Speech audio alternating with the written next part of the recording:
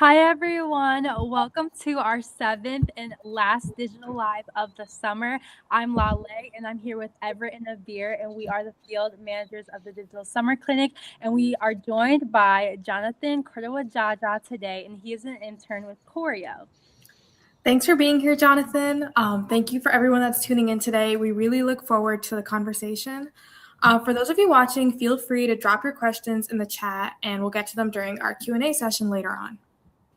All right, so to kick things off, Jonathan, would you mind introducing yourself and telling us a little bit about your experience as a professional and your company? Yeah, of course. Hey everyone, I'm a fourth year undergrad at the University of Michigan.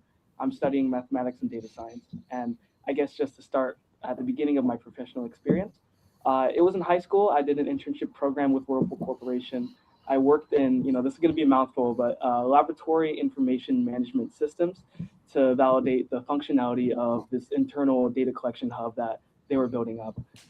There I got kind of like my first exposure to like professional work and corporate life. And then from there, I did research at the University of Michigan Department of Epidemiology, where we did work off of CDC's National Violent Death Reporting System, and we did a linkage study between online behaviors and youth suicide risk. And just like because of the nature of the police reports, I really started to internalize just how real data is. It's not just like numbers; these are like stories that people tell, and there can be a lot of impactful work that can be done, especially in health and public policy. Which is why I'm really excited that this summer I've had the opportunity to work with Coreo, which is a health tech startup that is working to close the communication gaps in oncology care coordination. And the way that they're trying to do this is that they're creating a care coordination platform that helps oncology nurse navigators prioritize patients based off of a calculated risk score. Now, it's been a really awesome summer, and I'm excited to share with everyone today, just my experience. So thanks for having me. Yeah, I think it's really cool. I think it's cool how a lot of your old experience is kind of in like that healthcare sector. And so like moving forward, even like in your company now, you're like working with like oncology, right? So even though you're on like that, like more like technical side, you have like that experience from like the healthcare side.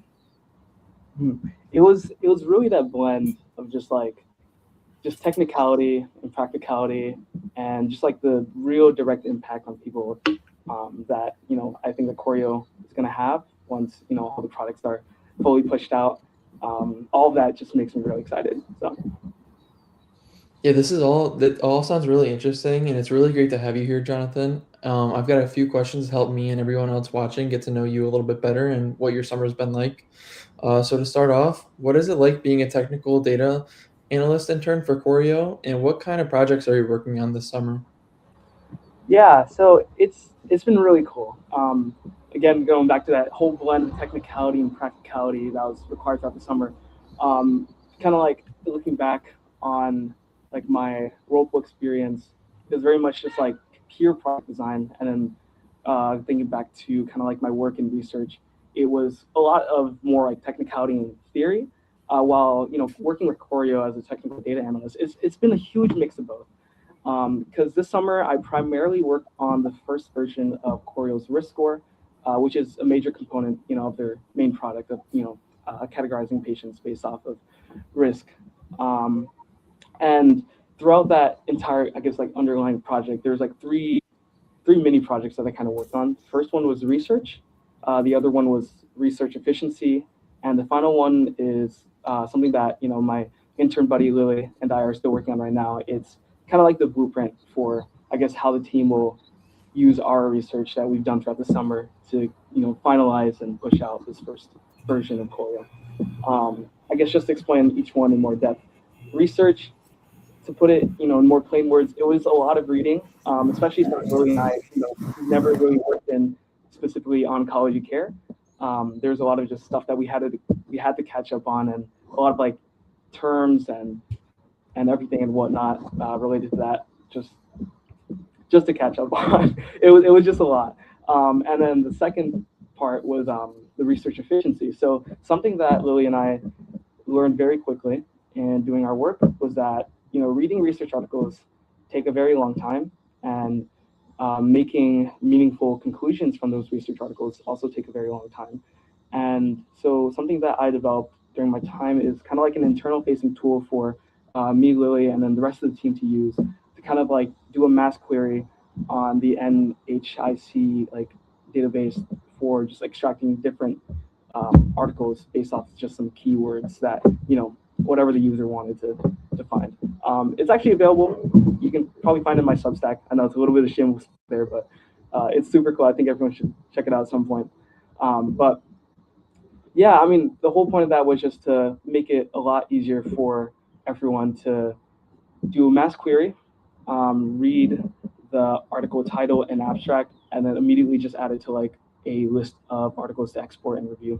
And that all fit into this other separate framework that we had going where, we would get these articles, determine whether or not they were relevant to our mission, and then we would plug it into Notebook LLM to kind of like help us, not like draw ideas for ourselves, but kind of just to help us work through the key points of the articles and things that would be important to us. And the final project, I guess mini project that we're working on right now is the final blueprint. And essentially that's just like a culmination, like a final deliverable of all of our work that we've done throughout the summer and our final recommendations for how the team can move forward.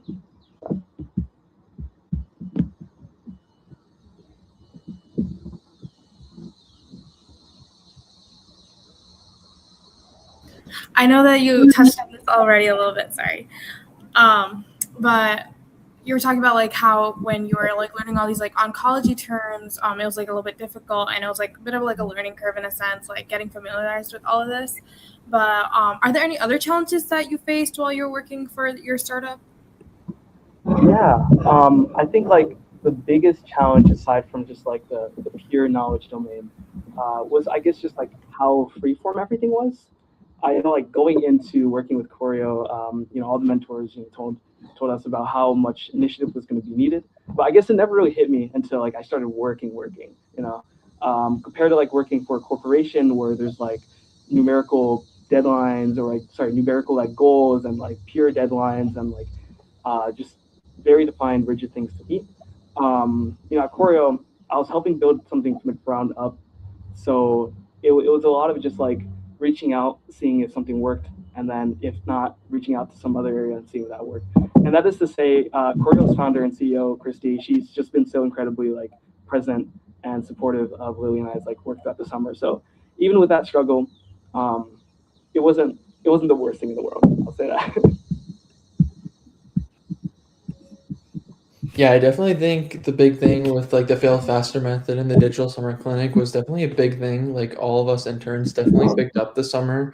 A lot of our startups are from the ground up, so we all faced a lot of challenges along the way. But over the past 9 weeks, what skills have you learned, and how do you plan to use them in the future for your future roles?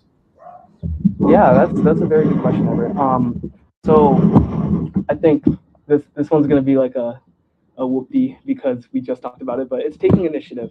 I think in all professions, and especially like throughout this experience, like you learn that not everything and not every task is going to be handed to you on like a silver plate. If you see some inefficiency in some process or kind of just like I guess anything else that you see could be improved in like whatever your company is doing. Just jumping in and saying like, I'm gonna try to come up with a solution for this, and it's gonna save us a lot of time and in a lot of cases also money. And I guess the second skill, or like another skill that I guess is a lot more technical and applicable to the data analytics and data engineering field is clinical product and ecosystem thinking. So in corporate, it's like you work on this data collection hub, but you're not really thinking much about it because you have like these very specific goals that your supervisor has set up for you. Like, okay, take a look at these set of buttons and put on the spreadsheet and say like which ones work or whatnot. And then for research, it's not like you're making a product, but you're working towards like proving or validating something. So working for Coreo, it really threw me into kind of like the ecosystem of clinical product design. because especially since this is going to be something that we hope will be used in a lot of hospitals one day.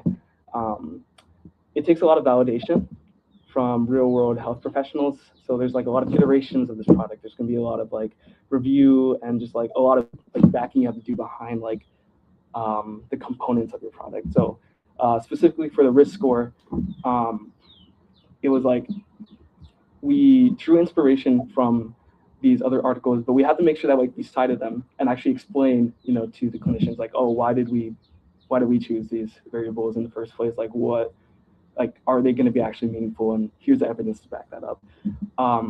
And another thing like related to that is kind of just like how the product works and like the consideration of how that product would fit into an existing workflow. Something that Christy expressed to us from the very beginning was that like, when you're making a new tool like Coreo, you don't want it to be a whole like separate set of skills that these nurses are going to have to learn. If so, then they're probably not going to want to use it because it's just like another hassle in their day. So making sure that like these kind of products are very much integrated into how people already work, it's just very important in design. So yeah. Thank you for sharing all of that, Jonathan. One of my favorite things that you highlighted from the questions that we asked you was that data tells stories. I think that shows a lot about the importance of numbers and gathering information. So thank you for that. And we're officially on our Q&A portion of the live. So we have a question from Jonna Paul, and she says, Jonathan, it was really nice to hear everything you've been working on over the summer. What are some things you're looking forward to doing as the internship wraps up and to get the startup set up for success post-graduation? Yeah, thanks, Rana, for that wonderful question. I think that like as the internship wraps up, I'm just excited to know that like with all the things that I've built up, that Lily and I have built up together, it's none of it is like futile, that like in some way, shape, or form, everything that we've done will go towards something awesome, something cool, and just furthermore that like the connections that we've made throughout, with the people at Coreo, with everyone else in the program, none of that goes away after August 7th hits.